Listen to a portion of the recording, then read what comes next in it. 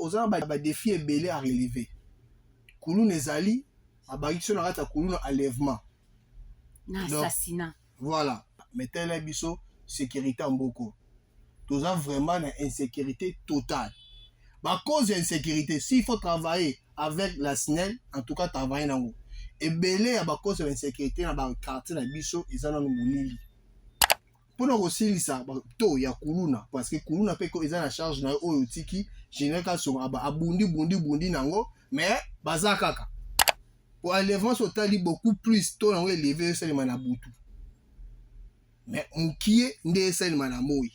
Pourquoi na butu? Parce que na butu mouli les ali bazomona te ozomona facilement ba opérer makamuna bango wana.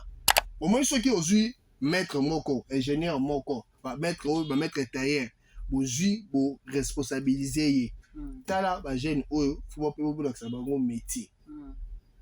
So ba yebi métier ba otiko aussi ma machette. So ba yebi métier ba otiko ça la kuluna ba otiko ça na makambo ba lèvement wana. À la base, on a traité bongo ezali bongo jeunesse na biso congolaise, c'est un encadrement. Chercher les encadreurs, aller au ONG. Boké botali bo ONG, botali bo bato bazo encadrer. Beaucoup plus ata bato misala maboko. Tous ça ba mettre ba mécanicien, tous ça ba mettre ya ba électronicien, tous ça ba mettre yo, électronicien makasi ya munene.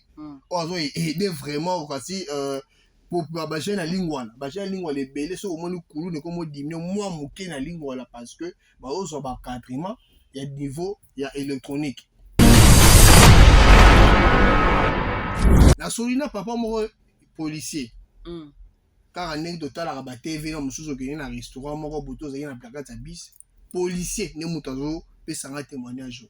Alobi atanga moko policier pona matana taxi na komotala so na moni papa moko au-delà 50 ans to 60 ans na komata na taxi wana te. Na tenu papa pona ni au moni ngo te na télévision. Au moins bato bazo samba est-ce que moni mutaleki 40 ans 45 ans wana azate. Mais on a koloba boy obeti masolo ya barin. Barin wana na ndimbite kaba to soki big boy aza docteur po ayeba ndenge nini na kokata mpona bimisa motema eza mopanzini indimité ki asala médecine to aza docteur po ayeba ebi akokata yango soki akati yango conservation wana po ya barobo bango place nini po ti evoyage po abe ezeteka mawa te eteka malibanda so conservation wana oyo ya kobomba barin wana ti ekende kuna indimité ke kaba to big boy to ba oyo nyonso basali wa to elia bayebi makambo wana. Parce que na kati na bango, il n'y a pas un docteur. Donc, pour te dire, procès wana tinenge bandi, tingene suki to anoko zebatanga ba gros portion na kati na makambo wana. Mais batanga te. Na kosote affaire oyo, il fallait basambisa en profondeur. Oui, bakangi bango bakateli bango ba peine ba pesi bango wana. Mais suki bongo te. Après wana makambo élèvement ils ont continué kaka. Ça veut dire équipe eza muneni. Ozomona après wana basambisi ba bomi Chéribin to obi to kota makambo na sima peut-être na meki mo ko défense. Mais après wana ba bomi na ni mo la mboka Chéribin. Nenge ko faimba ba okata e ekola. Donc ça veut dire bazo kanga ba musuzu bazali. Raison pour laquelle pour bakata eloko wana pour kata 10 000 faut kata ngona source na misisa nango. Parce que misisa nango na ba gros poisson. Donc pour bakata ba enlèvement oyo il faut ba luka ba gros poisson. Si aujourd'hui notre police bazo arriver ko kata makamo enlèvement te c'est que bango mo bana na kati wana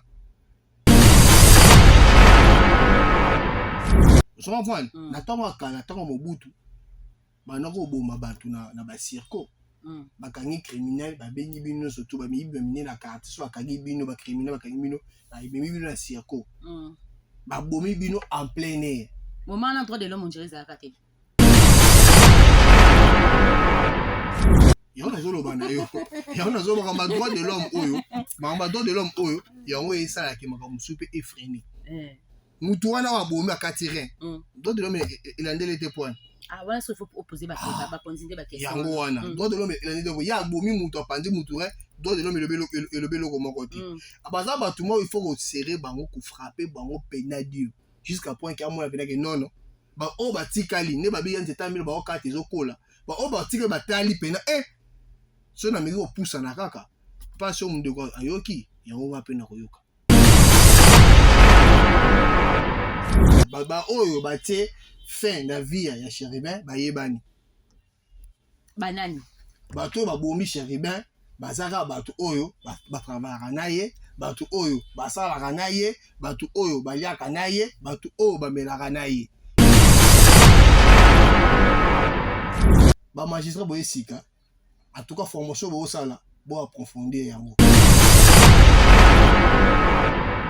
Total la bongo ba blog e benim ko blog ezoleka na Canal Plus Action. Bon, voilà que ça. FBI ils ont wana. Mais basala moi structure moko boy, ils sont forts na Rolandela makamba boy, ba assassinat bani. Attends une année, 2 ans. Vérité ba na pour nini ba sala ba analyse proche près ya makambo wana. Je me demande na mboka na biso police scientifique, ils sont où?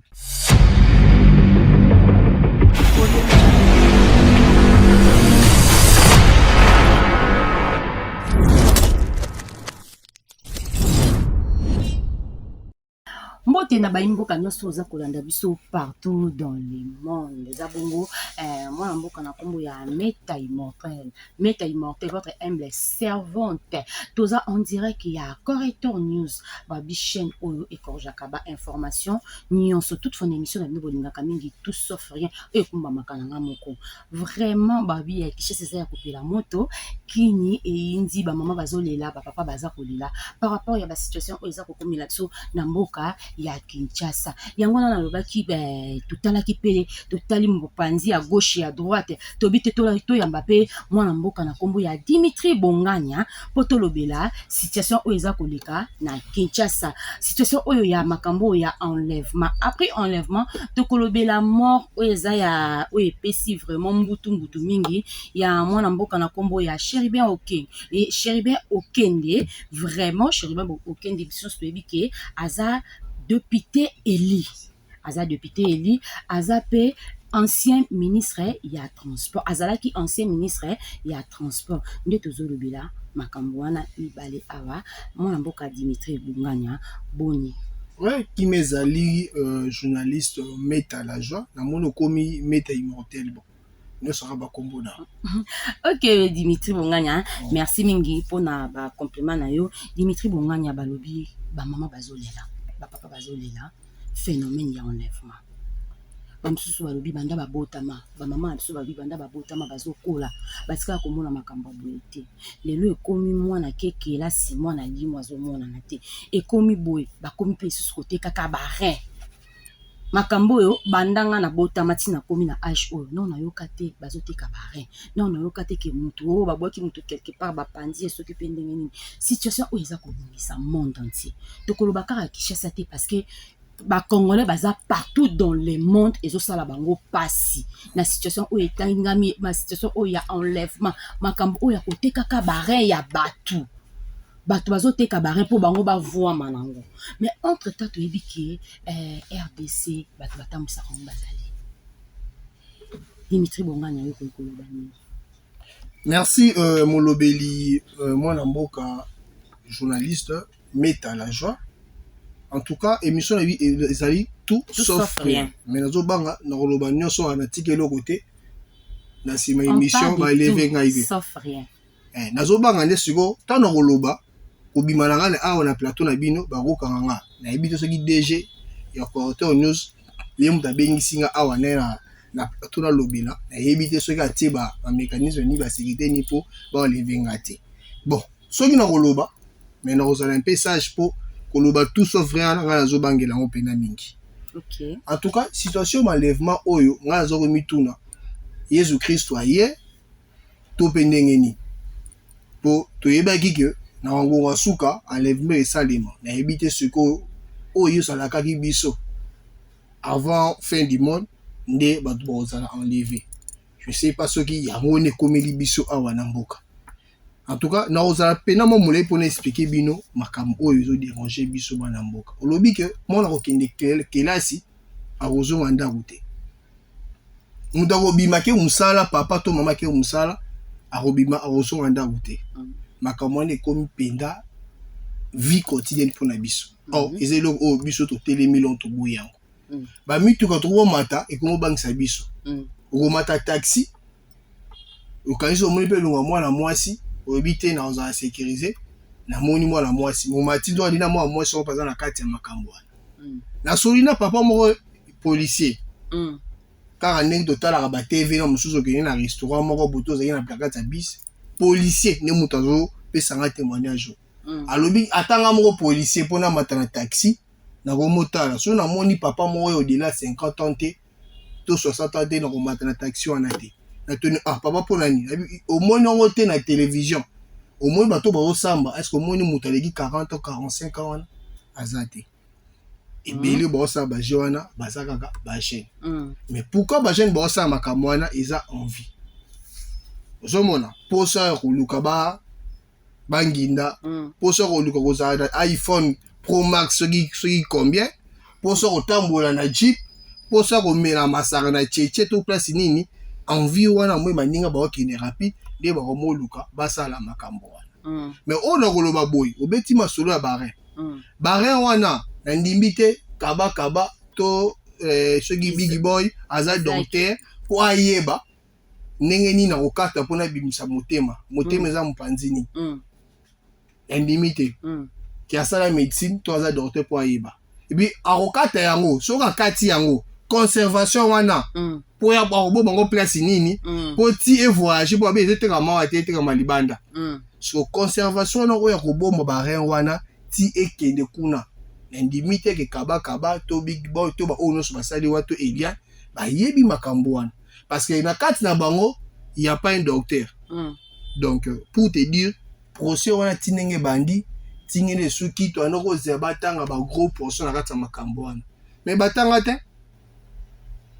kandi balobaka soki mwana soso avimbi na nzongo c'est que maman ya là c'est donc c'est qu'il a affaire oyo nzala ba mama bazana sena mwana mboka na kosote affaire oyo il fallait basambisa en profondeur. Oui bakangi bango bakateli bango ba peine ba pesi bango wana.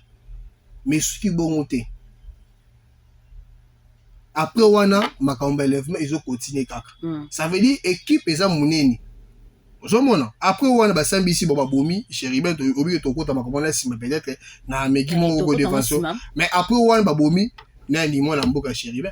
Pour moi ke makambo balongoli ba arrêter affaire mettre ya mwana mboka chéribin to ko traiter ngo après. Mwana na landaki moko ya bandeko na biso bakangaki ya bana mboka bakangaki moko lobi ke toza lokola nzete ya mbila. Abi biso toza lokola ba nzete ya mbila.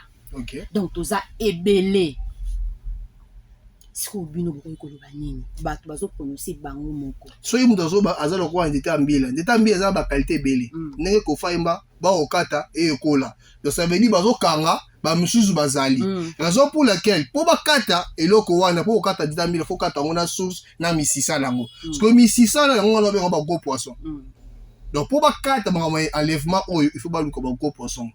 Eza na moko ya militaire moko aloba alobi soki bomoni la police to armée ezokoko kosilisa ba enlèvement te ba crime te c'est que na la police na armée baza na kati ya monde na ba criminel to ba enlèvement.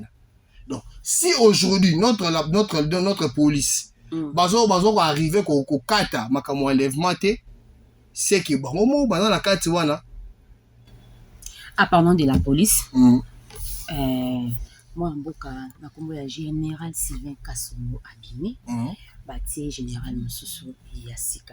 Est-ce que Dimitri Bonganya ndongo fandi liboso ya caméra oza na confiance na général batie ya sika ke akosilisa problème oyo moto eza ya kopela na Kinshasa po Sylvain Kasongo baiki non azosala mosala bien te mais to monde makambo ebele ezali pe na bakulu na baplace mosusu ebai na kodozango mais na minti oyo aza te batie général ya sika. Yo siko ça le quoi général asika yana liboso na okoloba ni.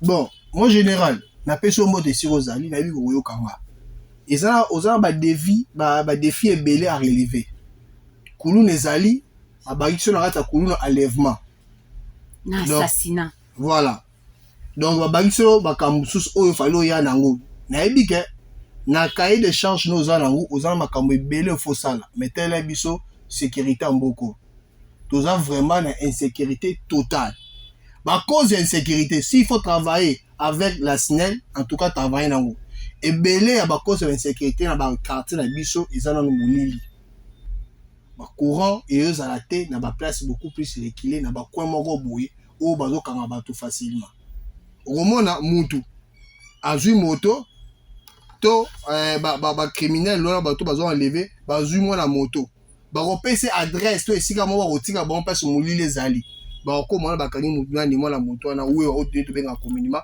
bakangi kati babotole moto beaucoup plus na place eza reculé mwa molili ezali donc na kosenga na yo omeka po travailler pe na SNEL solo na bango babambe ko kotala bongo sécurité to babambe kotala bongo lumière na banzela na biso awa ya banzela mine to tambola kana ba grande avenue ba grande route lumière pe za la répéter pour enlèvement totali beaucoup plus to na élever seulement na butu mais mukie nde seulement na moi pourquoi na butu parce que na butu molile ezali ba bazomona te ozomona facilement ba opérer makambo na bango wana donc conseil na kopesa na ye mpona kosilisa to ya kuluna parce que kuluna pe ko eza na charge na oyo tiki général kaso abundi nango mais baza kaka donc mpona yango moi je préfère au lieu kokanga bato kokende kotika mwa mpasi bakendaka wana la mosusu vi wana mpe bakokoka na bango ngo mpe te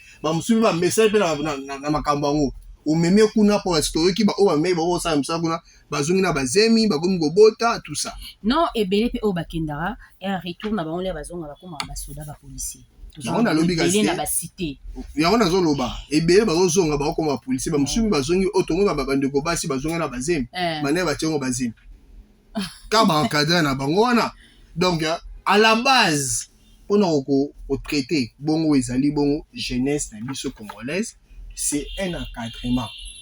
Cherchez les encadreurs. Allez au ONG. Boké botay bo ONG botali bo babato bazo encadrer. Beaucoup plus ata batamisala maboko. Tous ça ba mettre ba mécanicien, tous ça ba mettre ya ba électronicien, tous ça ba mettre yo ngaze électronicien makasi ya munene. Ozo aider vraiment kasi pour ba jeune na lingwa na. Ba jeune lingwa le belé so omoni kulu ne komo diminuer moi muké na lingwa la parce que ba ozo ba encadrement il y a niveau, il y a électronique. Au moins, ceux qui ont eu maître moko, ingénieur moko, maître tailleur, vous responsabiliser. Tala, ba jeune, faut pas oublier que ça va un métier. Ceux qui ont métier, ba retire aussi ma machette. Ceux qui ont métier, ba retire aussi la kuluna, ba retire aussi la makamu balèvement wana. Pour ce côté-là, makamu oyo, bandeko bazo ko enlever. Vous assure que mutu azozwa mutu enlever mutu ake ba memi kuna pona koteka barin monta mbongo bazo pesa wana soki lelo babike non quelque part o batika po batika kuluna so basande ndingo zoloba wana batu wana batika kozwa monta mbongo bango bazozwa ebele bele to mone bandeko na biso bakabaka bandeni bazo panza ba mbongo ozasir batu wana batika msala na pona ba stratégie oyo zoloba ke no ba mettre en place yango moni po batika moni bakangi bakabaka ba wana il faut frapper sur le salima soki ba frapper bango ya soloté so comprendre na tango mobutu banako boma bato na ba circo bakangi criminel babengi bino surtout ba mibi bamine na quartier so bakangi bino ba criminel bakangi bino na ibemi bino na circo ba bomi bino en plein air moment na droit de l'homme on dirait ça raté yango nazoloba na yo yango nazoloba ma droit de l'homme oyo ma droit de l'homme oyo yango esala ke makambo supe effréné mutu wana wa bomi akati rien droit de l'homme elandele te point. Ah voilà, il faut opposer ba konzinde ba question. Yango wana. Droit de l'homme il dit ya bomi mutu apandi mutu re, droit de l'homme le belo comme côté. Abaza ba tout il faut serrer bango ko frapper bango pena dur jusqu'à point que moi venir que non. Ba o ba tikali ne ba bi yente tamile ba o kati zokola. Ba o ba tikali ba tali pena so na miri o poussa na kaka. Pas so munde ko ayoki yango ba pena koyoka. Mais na kati ya bakidnapper wana tomoni moko auta koboma maîtresse na ye madame na ye abomaka patronne na ye plutôt la dame auta kokufanda kosambela na église ya mama olangi mwana mobali oyo abomaki wana tomoni ye na kati ya bakidnapper wana baba mpe bakangaka ye mais tomoni ye na kati ya bakidnapper wana ase retrouve na kati ya bakidnapper. Bon, il semblerait que bato bakangaka bango wana bato nini azoloba soki crime eza na kati ya mboka et que la police azo remettre fin na yango te c'est que na la police eza na kati. Donc bamikonzi ya la police bamikonzi ya armée il semblerait que bakendaka koutilize bato baza na kati ya kasho babimisi bango bake baopere après na nsima opération na bango wana bazongi na kati ya kasho. Donc moi bomona bango eza te bokoluka elongi wana na kati ya quartier na kati ya ville bokomona yango te mais nzoko eza yango na kati ya kasho. Siko mabe eza nini si la justice esali mosala ekangi ou bien la police plutôt esali mosala ekangi epesi na mboka justice mpe yambi etie motu na kati ya kasho. Siko qu'est-ce qui fait que motu oyo aza na kati ya kasho abimi sans que soki basambisa ye soki balibere ndenge babimelaka eyebaka na te bomoni abimi libanda kabaka bakangi combien de fois ye moko alobaki autosala soki mpe nasela 2 mois na kasho maza libanda bokolibere motu moko ndenge nini moto abotoleli motu moto asambaki bongo abimi libanda. Ok, c'est ça merci où la justice mingi. a échoué na rôle na musala na. Ok, merci mingi Dimitri Bonganya toyesiko na affaire ya mort oyo epesi pasi na bandeko na biso kotoyo na bandeko na biso nyonso to na bakongolais nyonso pe précisément na famille ya mwana mboka Chérubin Okende vraiment mort ya ndeko na biso Chérubin. Baba oyo batie fin na vie ya Chérubin bayebani banani bato oyo babomi Chérubin bazaka bato oyo batravalaka na ye bato oyo basalaka na ye bato oyo baliaka na ye bato oyo bamelaka na ye azwaki appel fala kende bongo kosamba akende kodepose makambo na ye kuna na nini pas procureur. C'est là où il était enlevé amemi place bamemaki ye po basali makambo basalaki ye epuis babomi ye bamagistrat boyesika en tout cas formation bosala bo approfondir yango nayebi te totalaka bongo bafilme ya banani ba 24 heures chrono totalaka bongo bablog ebele mikolo biloko ezoleka na Canal Plus Action baolakisa FBI eza nango wana mais basala mwa structure moko boye ils sont forts na kolandela makambo ya boye baassassinat bani ata une année 2 ans vérité yebanaka mpo nini bazosala analyse proche près ya makambo wana. Je me demande na mboka na biso police scientifique ils sont où? Parlons de la vérité. Problème nini o na Kinshasa déjà moto akufa liwa moko ya bongo tolandela makambo vérité bana okotangela ngata moko bana te Kabila le père akufa bongo ti lelo eyebana te justice ya mboka na biso motu na mosusu ye est-ce que merci na Christian na des Chris merci na des Chris de Dieu vraiment motu na mosusu eye balobi justice eza kaka mpona biso petit peuple to mpona bakonzi pe justice ya mboka na biso. Bon souvent plus namona justice ya biso esala makasi na petit peuple raison pour laquelle topesi ka ya banani bakabakaba bakangi bango facile mais le gros portion sont où? Nalobi bien que soki bakangaka bato babomaka bato mpo basala bongo bavante barin na kati na bango badocteur baza te ebi bango na kati na bango je ne sais pas qui pourra avoir un contact ya bato ya Europe ngai na kati ya bango avoyageaka na ndimi te seke eza na bato oyo baza na nsima na bakati ya portion ngo bongo bakateli bango esili ngai natindaka bango eyebani te. Est-ce que laboratoire oyo basalaka baopération wana bokangi bango déjà botuna bango barien to bozwaka bopesaka epa nani bomimaka yango wapi? Ok, merci mingi Dimitri Bonganya tozokima pe nsima na ngonga tokima pe nsima na ngonga vraiment tokomokoma na biso na suka moi un mot de la fin pour l'émission. Voilà, merci encore une fois de plus na mettre à la joie. Na ndenge pesi na occasion lobela awa na lobela boye pour l'insécurité en mboka na biso. En tout cas, on en a marre. Trop c'est trop. Ba Congolais ba telemeli likambo insécurité en mboka. Papa général, vous savez déjà remis le pesi na général Kasongo. Maintenant, et comme il tourne aussi ma bâton, il y a commandement. Tala ba faille oyo général Kasongo azali nango, c'est à toi maintenant ya ko relever bon défi wana. Kuluna ezaki bongo charge de pesa ki na général Kasongo, mais asilisi yango te. Kuluna continue. Donc yo comme na place wana, ça l'effort Kuluna essaie de diminuer. To esila. Parmi ba solution ya ba Kuluna ezaka encadrement ya bana ba jeunes wana. Si les jeunes sont bien encadrés, Babylone connaît ça les masouté. Donc nous regrettons juste pour l'encadrement. Mon contemporain à lobby ba tout nier question et là qu'on y a motu ya moni ko réussir. Pendant maintenant dans lobby c'est la gratuité de l'enseignement.